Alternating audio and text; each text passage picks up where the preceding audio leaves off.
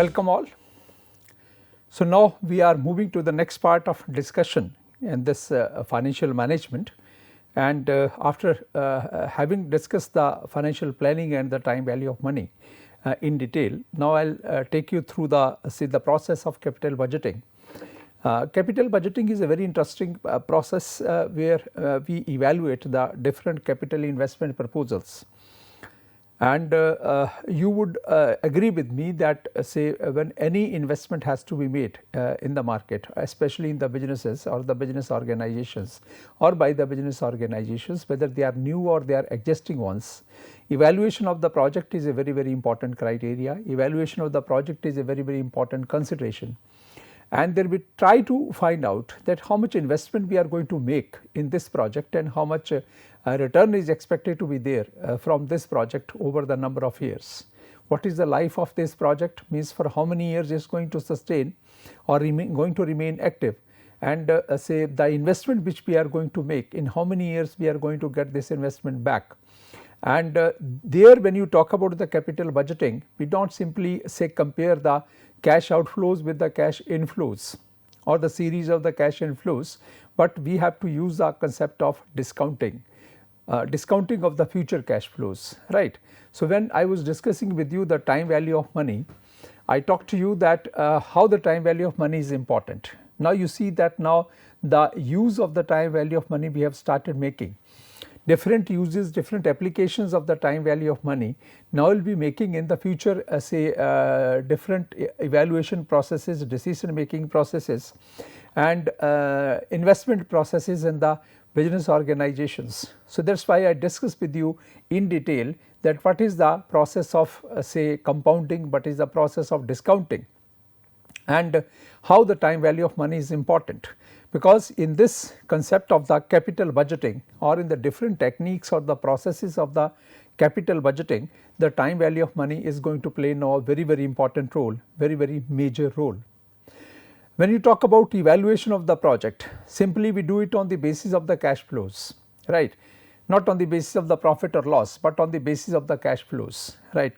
How much investment we are going to make, that investment that which goes out from the investors or from the promoters of the project, that is called as the say cash outflow, or that is normally done in the current period, and that period is called as the zero period. And when we start working on that, because it takes time to build the project, when we go for making the investment, it may take 1 full year to give shape to the project or to that new firm, new project, new organization. It may be the replacement project, it may be the say conglomerate diversification, or it may be the horizontal diversification, or it may be say addition of a new project product in the existing product lines or anything. We have to say try to find out that when you are going for the say diversification, it can be vertical, it can be horizontal. You can say add up one more step in the entire process, or maybe sometime you can say go for the horizontal this integration of the different products. It may be possible that currently we are say manufacturing the finished product, and for the raw material or maybe semi finished products we have to depend upon the market or upon the suppliers. But it may be possible that we are evaluating that if we start manufacturing or creating the raw material also, so our dependence upon the say the external suppliers will be going down, and the vertical integration will also be possible, right. So, it means we can think of that if we make this investment, with that we start making the raw material also, or maybe the semi process material also which we get from our suppliers. So, it will give you many or the multifarious advantages. So, itself it is a new project for us, it is a new investment proposal for us. So, whether it is a vertical integration or the horizontal integration or diversification or whatever it is, means if there is a question of new investment, it is a new project for the firms.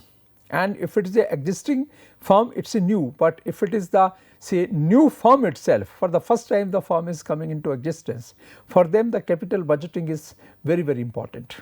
Because when you say that you have the say certain limited amount of funds, when you talk about the funds, when you talk about the finances, always funds are very limited in the amount, they are always scarce in the quantity, and our objective is, because in every business, or the objective of every business is the value maximization, right. So, when the value maximization will occur? When you make the best utilization of the given amount of the resources, which are very scarce. For example, we have 1, 2, 3, 4 projects in our mind, and until unless we evaluate them, that which project is going to give us the maximum returns or the maximum say net present value. In the capital budgeting language, now I will talk to you is that which project is going to give you the maximum NPV. So, if you do not do the proper comparative evaluation of the projects, it may be possible that the project 2 was much better as compared to project 1, or the project 4 was much better as compared to the project 2 or 3, but we did not evaluate all those 4. We saw that 4 opportunities are there in the market, and we randomly selected one and we started going ahead with that, but ultimately we could not get the desired amount of the results. So, the purpose of the business is the value maximization, getting the maximum returns from the minimum inputs or the maximum output from the minimum inputs. So, in this process, we should be knowing that what is the relationship between the input and output, what is the relationship between the cash outflows and inflows, and here comes up the the importance or relevance of the capital budgeting, right. Capital budgeting is, as I told you, is more important for the entrepreneurs also, because they also have the limited resources with them. If they want to invest their resources in such a way where they get the maximum return from the minimum investment or the optimum investment, then again they should be knowing that what is the relationship between the cash outflows and cash inflows, and what is the going to be the final outcome. One more important here which we apply here is that when you calculate the cash flows, when you talk about the cash outflows, they are normally they occur only in the current period. So, that period is called as a 0 period. But when you talk about the inflows, they come back to the firm over the number of years, the subsequent years. So, maybe they are coming back in the next 4 years or next 5 years or next 6 years. So, we try to find out what is the foreseeable period of that project. It may be possible that the project is going to last for the next 20, 30, 40 years, but we cannot predict for the next 30 years or next 40 years or next 20 years, but the foreseeable period can be maximum up to 10 years, right. We can estimate that yes, in the next 10 years the project is going to behave like this. This is going to be the total performance, this much investment we are going to make in the current period. It may be required that over the subsequent years also, maybe in the first year we are making an investment of certain amount, then second year no investment is required, third year no investment is required, but in the fourth year the investment may be required, then sixth year again the investment may be required. So, there can be the cash outflows going over the number of subsequent years also. So, there also we can address that kind of problems, but if we assume that cash outflow is going to occur in the year that is the current or the 0 period when you are going to build the project, right, that period is called as the 0 period or the year 0, which is the current period, and the inflows are going to come back to us in the subsequent periods, year 1, 2, 3, 4, 5, 6, 8, 7, 8, 9, 10, right. So, now because they are going to come back to us over a future period of time, after 1 year, after 2 years, after 3 years. So, you understand now, if you recall the concept of the time value of money, you would understand that now those inflows have to be discounted, because the cash flow which is currently in our hands, the value of that is 100, but 100%, but if the any cash inflow which is expected to come back to us after 1 year, means 100 rupee in our hands today cannot be equal to 100 rupee coming after 1 year. So, what you have to do here is, now you have to apply here the concept of the discounting the cash flows. If you remember, we have discussed one thing in the time value of money, and that was discounting of the uneven cash flows, discounting of the uneven cash flows. So, in the projects normally the cash flows which come back to us, the cash inflows especially which come back to us over the subsequent years, they are normally the uneven in the amount. You cannot expect that every year same amount of the inflow is coming back to us, say 1 lakh rupees, 100,000 is coming at the end of the first year, second year, third year, fourth year, nothing like that. Because when cash flow means ultimately anything which is coming back to us. Cash outflow means whatever the investment we make in the market. For example, if we are say investing somewhere a sum of rupees say 1 million, 10 lakhs, right, this investment we are going to make in the market, this is a cash outflow, right. This is a cash outflow which is going to take place in the current period. This period is called as the 0 period, and the value of this 0 period is 10 lakh rupees is equal to, this is 100%. But when you are talking about the inflows, it may be possible that in the first year, at the end of the first year, you are getting back 1 lakh rupees, right. Then you are getting 2 lakh rupees, then you are getting 4 lakh rupees, then you are getting say 6 lakh rupees, right.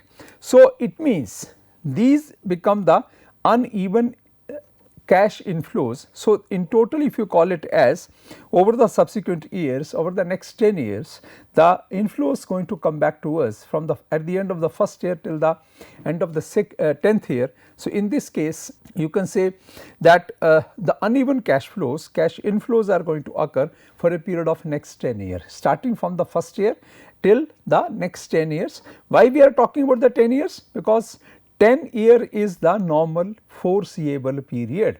The period which we can foresee now is up to next 10 years. It may be possible the project is going to last for the next 20 years, but we are not talking about the next 20 years. And our main objective is what? When you are talking about the capital investment or the capital budgeting, our main objective here is this investment of the 1 million rupees. I am more concerned about in how many years this amount of investment is going to come back to me. First I am more concerned about it, and this 10 lakh rupees comes back to me. After that, whatever the cash inflows are available from the project, that is my surplus, that is my means net present value. So, I am means I am totally indifferent that whatever the amount comes to me. First of all, my question is in how many years I am going to get my investment back. And after that, over the next say foreseeable period, remaining foreseeable period, how much surplus is available from the project.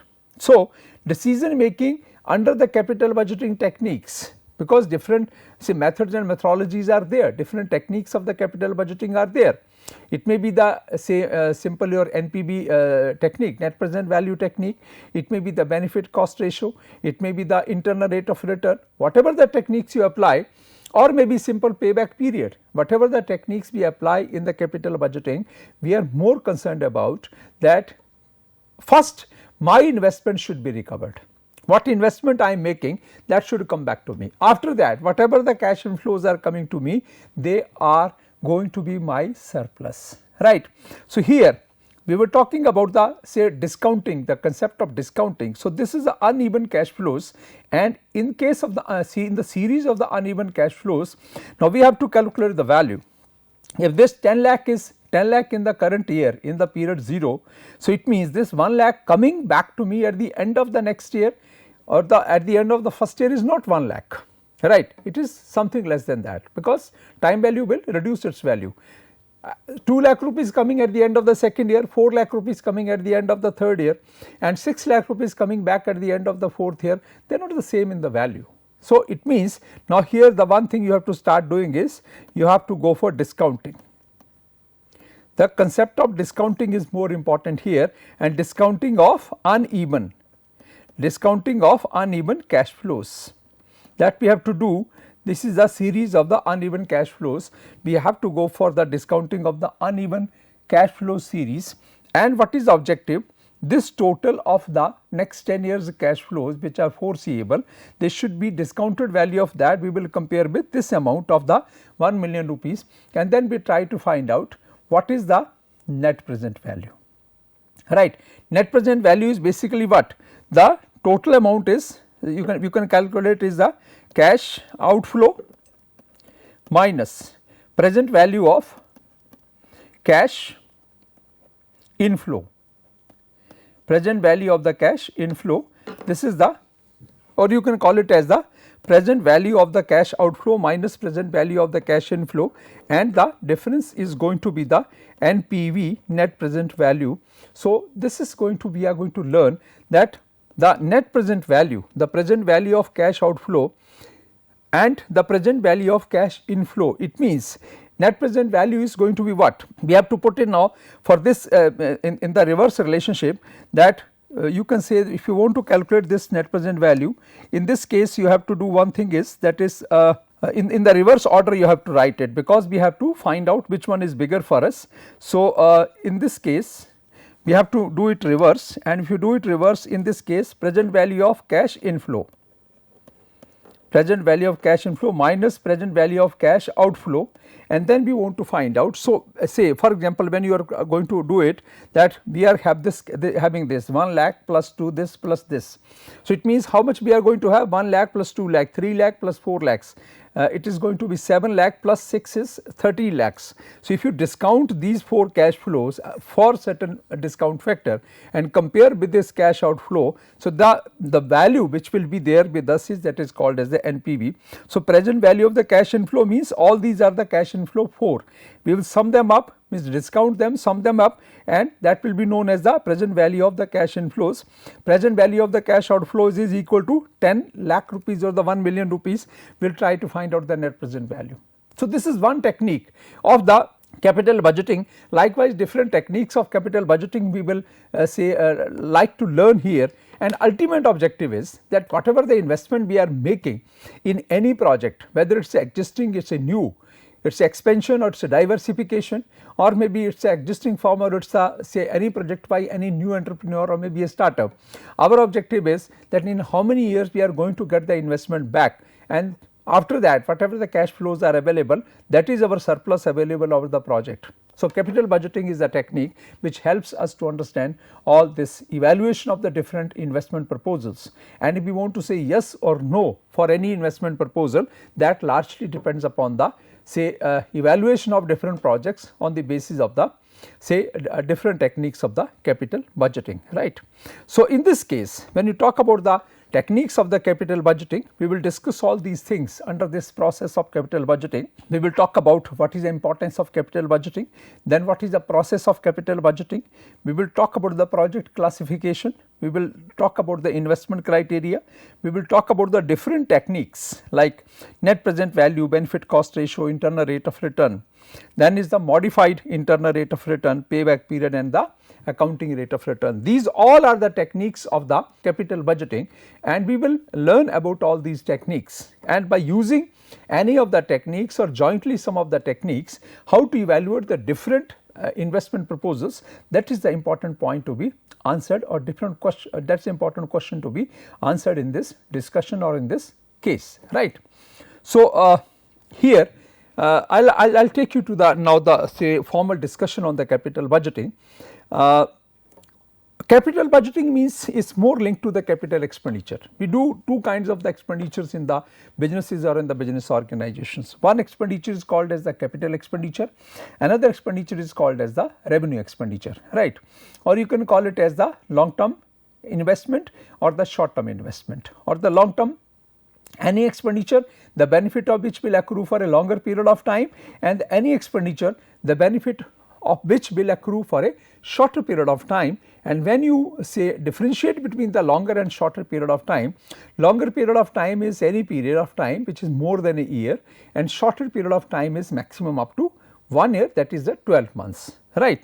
So, when you talk about the capital expenditure means any expenditure the benefits of which are going to accrue to the firm or to the sponsors of the project for a period of more than 1 year, right. That is called as a capital expenditure project, or that may be the long term expenditure, or that may be called as the maybe medium term expenditure, right, but not at all a short term expenditure.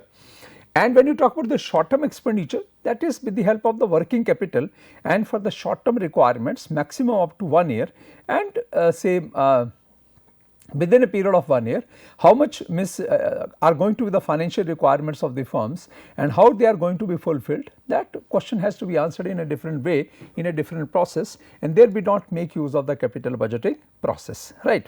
So, here if I take you through the formal discussion, so you can understand here is that the basic characteristics of a capital expenditure, also referred to as a capital investment or just project, also referred to as a capital investment or just project, is that it involves a current outlay, or maximum is current and the future outlays of the funds in the expectations of receiving a stream of the benefits in future.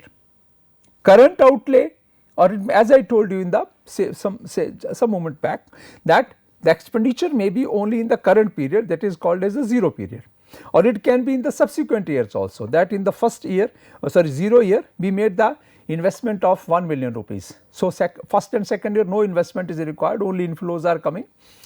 Third year again you have to make investment, fifth year again you have to make investment. So, it can be possible that for keeping the say project going on, the firm going on, the investment going on, or giving you the best results, you have to go for the updation also, upkeeping also. So, some capital expenditure is required in the subsequent periods also.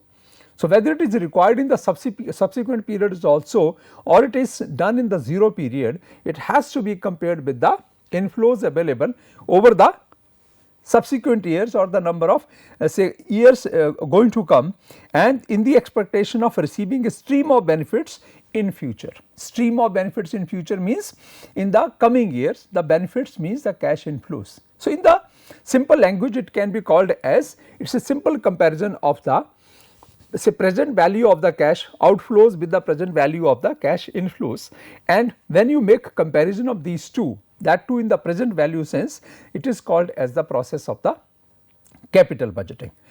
Capital budgeting means when this capital budgeting technique was not there, even then say our forefathers were evaluating, the businesses or the businessmen were evaluating the capital investment proposals when people never knew about the time value of money or the discounting criteria. At that time also we were evaluating, and in the simple layman's language means any investor would ask a genuine question that okay, if you are asking for an investment of 1 million rupees, in how many years this investment is going to be recovered. So, what we are talking about is, we are talking in terms of the payback period, and payback period is a very important technique of the capital budgeting. So, people knowingly or unknowingly have been using this capital budgeting process in the past also, but now we have a very formal and very useful process of evaluating the projects or the say capital investment proposals, which we call as the capital budgeting, right. Now, what is important here? Importance of the say capital budgeting. Now, why we give so much of importance to the capital budgeting? Because when you talk about any investment proposal, it is not only a one day job, it takes some time, even a month's time or sometime up to 1 year, because we are going to take a very crucial or important decision for the firm, very crucial or important decision for the firm, and it is a question of investing hard earned money. It is a scarce resource, finance. We are going to invest the finance, very hard earned money in the firm or in the business, and ultimate objective is the value maximization of the firm, not value erosion of the firm. So, value maximization only be possible if the present value of the cash inflows or series of the cash inflows outweighs the present value of the series of the cash outflows. So, we have to make a thorough process, evaluation process for that capital budgeting, say that capital expenditure, and if we any point of time we find that investment is going to be a doubtful outflow or the doubtful investment, we can simply decide against the making the investment or not going for the project. So, that is why it is a very say a serious investment process, and whenever we go for this kind of the process, we have to be very careful that it is a question of millions of rupees we are going to invest, and it should not be something like I discussed with you in the beginning lectures about the say fruit beer project of the Anchor Industries. They invested 350 crores and finally they say ended up with just nothing because that project failed. So, it should not be a proposal like that. If it happens like that, the firm is going to lose very scarce and limited resources, and we have to be very careful while making the investment. That is why nowadays when I am comparing the current say business environment with the olden days, at that time the future was more certain, because market was not very competitive and the requirements of the people could have been easily forecasted, and whatever the price you are going to charge for one unit if you manufacture and sell in the market, this was easily determinable. But all these things have become totally, you can call it as say uncertain in the market. Uncertainty has increased because of the competition, because of the say wants and requirements of the people, income level of the people. Business environment is dynamic, so every day changes are taking place. It may be possible that we started making any investment, by the time the project has become ready to deliver the benefits, it has become obsolete. Maybe within 1 year new technology has come, right. For example, you talk about that, if you say talk about the LCDs, this color TVs, we had two kind of technologies. Sometime back we talked about the LCD technology, but how many days it lasted in the market? It is very soon it was replaced by the LED technology. So, people who invested into that means they could not reap the benefits out of it, and LED technology means within no period of time overtook the LCD. So, it means you can understand that how quickly the changes are going to take place. That today we make the say investment in the market, and I think by the time our project is ready to deliver the results, your things have changed in the market, the environment has changed in the market, the say people's requirement has changed in the market, new product has come.